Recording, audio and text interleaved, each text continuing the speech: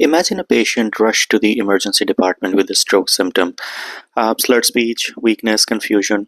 As the brain swells, the blood-brain barrier fails, letting fluid leak into the tissue. This is a vasogenic edema, a USMLE Step 1 favorite.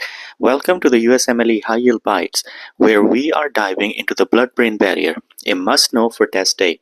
The 3Bs protects the CNS by blocking bacteria and drugs formed by tight junctions, endothelial cells, pericytes, and astrocytes. For step 1, nail its transport. Glucose and amino acids cross slowly via the carriers. Lipid-soluble substances diffuses fast. Don't miss exceptions like circumventricular organs or clinical disruptions. Think about stroke or mannitol. Let's master this. All right, let's do this. The blood-brain barrier is your step 1 key to CNS protection. It stops bacteria and drugs in the blood from reaching the CSF or brain. Picture 4 structures. Tight junctions between non-fenestrated endothelial cells, the basement membrane, pericytes, and astrocyte foot processes. Unlike normal blood vessels with pores, brain vessels have tight junctions. Check the diagram. Astrocytes and extra support. The big idea? The 3Bs is a selective gatekeeper maintaining CNS stability. For step 1, know these structures cold and how their disruptions, like in stroke, spells trouble.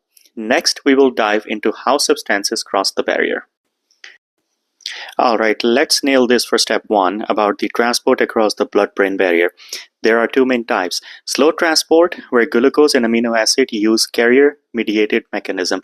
See the diagrams, paracellular and transcellular pathways. Then rapid transport, non-polar lipid-soluble substances diffuses fast via the lipophilic route. Exceptions? Circumventricular organs, like the area postrema with no 3Bs, trigger vomiting post-chemo, while the neurohypophysis releases ADH. Other mechanisms include receptor-mediated transcytosis and efflux pumps. For step 1, master polarity and transport pathways plus those exceptions. They are the test gold. Alright, let's wrap our blood-brain barrier series with disruptions. It is a high yield for USMLE step 1.